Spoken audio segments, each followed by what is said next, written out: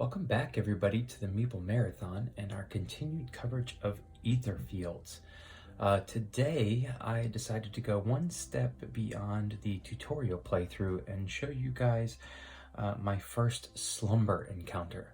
Now, that means there will be some spoilers in this video, which is why I'm holding up my player board here, because I just want to make it very clear that this is technically no longer the tutorial mission, but probably what most people's first Slumber will look like. And many of these cards that you're about to see here, you've already seen in the instruction manual. So, with that being said, I've given you plenty of time to stop the video. So from here on out, minor spoilers to be included. Okay. So, here we have the Slumber board. Now, if you remember, we started with these two cards, and these two cards are always going to start out on the board. But then, through walking around the world map, which we saw at the end of our tutorial playthrough, and I've officially slotted into this nice keeper there, I basically was instructed to add some of these cards, some of these quirk cards. Like this one, for example, says all staircases and what looks like a sewer spot and I guess the crystal are inactive. And over here, this one says you may roll the luck die, or for one awareness, you may roll the luck die. Misses, you suffer a 2 and a 3, you restore one item. So it's definitely taking a chance. And then at one point, it told us to actually, it told us to enter or resolve the top Slumber card, I guess is the best way to put it. And so at that point, we drew the Wraith behind my back here, which many of you may recognize from the instruction manual. So this is not really that spoilerish, but you can see that instructs us that we're going to have a 4-turn Slumber against the Wraith. And so this tells us, what we need to do to get rid of it. Essentially, we have to place Sunshine in all these darkened spaces and then assault it in a lit up space. And how we decided on putting it up here in that space is the fact that this was the top turn order card revealed. So I had all the turn order cards shuffled and technically face down in the discard pile.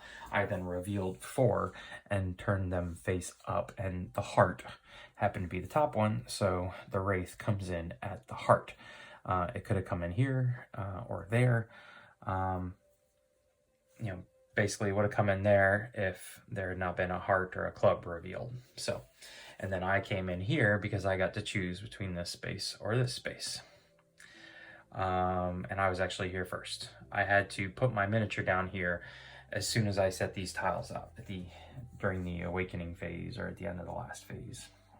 Okay, so that's pretty much the setup. For those of you who watched my tutorial playthrough, nothing has changed from the way the board was set up before. So just a note of what we're kind of going for, not that we're going to get there this Slumber phase, but for the gambler, I am looking to obtain 5 ether, and then I get to resolve that one secret card. So I'm getting pretty close to a point on the map where I could spend my ether, but I will probably save that just so I can knock that secret card out as soon as possible. But for right now, I have that ether sitting on my player board here, and here is my starting hand, which is 3 of those kind of jack of all trade cards, and then a hurry card. So, just looking back at this as a reminder, I need to produce 7 awareness to start dropping light into the spot. And then you can also see that if they get their morphing effect, I discard all light tokens, not just the one in their tile, in their space. I discard them all. But when I place a light token, I get to place it on the tile. And I am taking that as this is the tile. These are spaces. This is the tile. So I get to stick it in the middle, which, similar to this one here, means that all of the spaces will be in the light. So essentially, I can't harm the Wraith at all until I stop dropping some light. So what I will need to do first here is figure out how to produce 7 light. So I think what I'm going to have to do right off the bat is use one of my item cards, and that's fine. That's technically what they're there for, just to get this party started here. So here I have the little helpers, which the portion on the bottom allows me to reroll a die, but I've already got a lot of reroll capabilities as the gambler, so I'm going to spend this as for awareness. And so that's going to go up into my storage. It's now been used.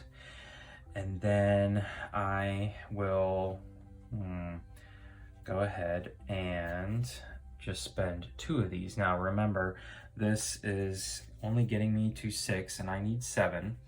But as the gambler, I can discard the top card of my influence deck at any point to reroll any one of your rolls. And I also have the luck mask, which allows me to, once per turn, reroll any roll. So let's go ahead and roll that luck die. Okay, perfect. Exactly what I needed. It doesn't matter if you roll higher, as long as you get what you need. So I have placed 7. I have gotten to 7 awareness. So let's put those tokens away. Sorry. Find some light tokens to put on.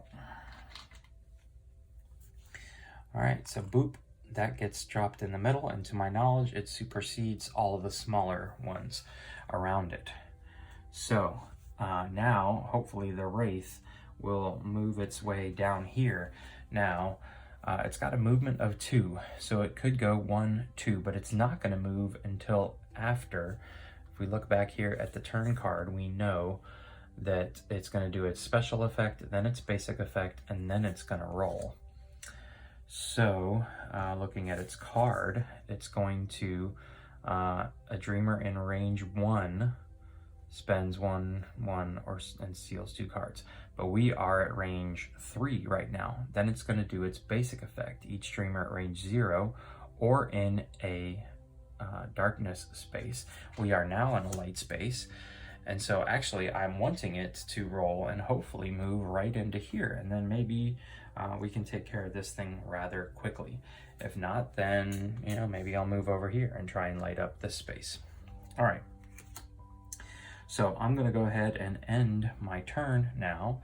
And like we said before, its first 2 effects basically are worthless because I'm not in range of the Wraith that's up here.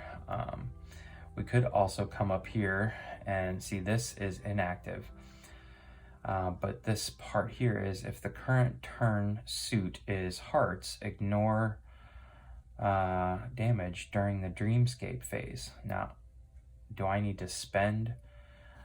I believe what I'm supposed to have done, if I remember correctly, is have placed a token there.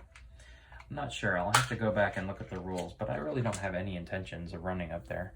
But I think I might actually have supposed to have done that. Either that or run up there and place a token. But this perk or quirk card is saying that those spaces are inactive. So I don't think it really matters either way. Let's go ahead and roll the movement die, and I got exactly what I wanted. So looking back here on the card, remember it's got a movement of 2, so it's going to move straight for us. Boom, boom. And there is the Wraith sitting adjacent to us, and we can actually attack it from where we are. So this turn card gets discarded, And then we can see that our next effect is going to be a roll basic effect to basic effect, which is good because we don't want that morphing effect to happen.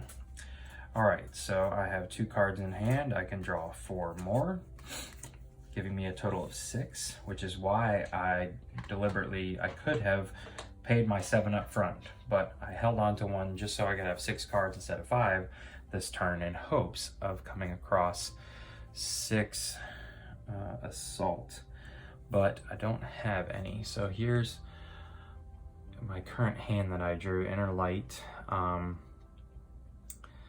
is helpful with putting these tokens down. One with the shadows is not really helpful. Let's see.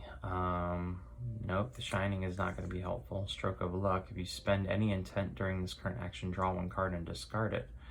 If the intent color of the drawn card matches, add its intent value to the current action. Nope, so many possibilities, and hurry, hurry. Okay. So what is going to happen here is that I am going to use another item. Simply because, you know, down here it says relocate your dreamer to any manhole space, which I don't see any others at the moment. This appears to be the only one. So there's really not much else to do here. Let's take a look at the loot card, or what the loot is, because we are going to get this if we complete this action right now. Each dreamer may unseal 1 chosen card or reshuffle deck without penalties. Now that means that after the tutorial, we shuffled back up our discard pile. But normally, you kind of keep your personal board state as is, even when you move from slumber to slumber and dream back into slumber and so on and so forth. So you're constantly at risk of taking like damage penalties, reshuffling, and your sealed cards stay sealed. So, you know, I really don't know how much of a boon that might be, but I guess it's better than nothing. So again, these slumbers aren't supposed to be difficult. And so I think that's what we're gonna do. It's a shame that I would need to, let's see here. I could move 2 there, and then I could spend that to discard 1 morphing. Place 1 token in any space. It is active until the end of the turn.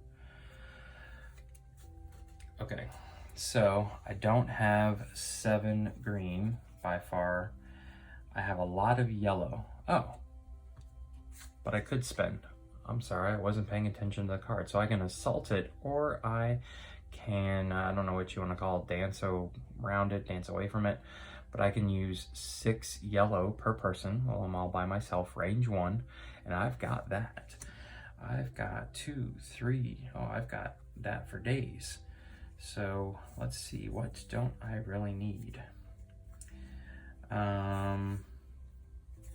Let's do this, and that way we have more cards to start the next round with, because I think that's how it will work. So I'm going to spend these for 6 total, or, you know what we should do? Let's...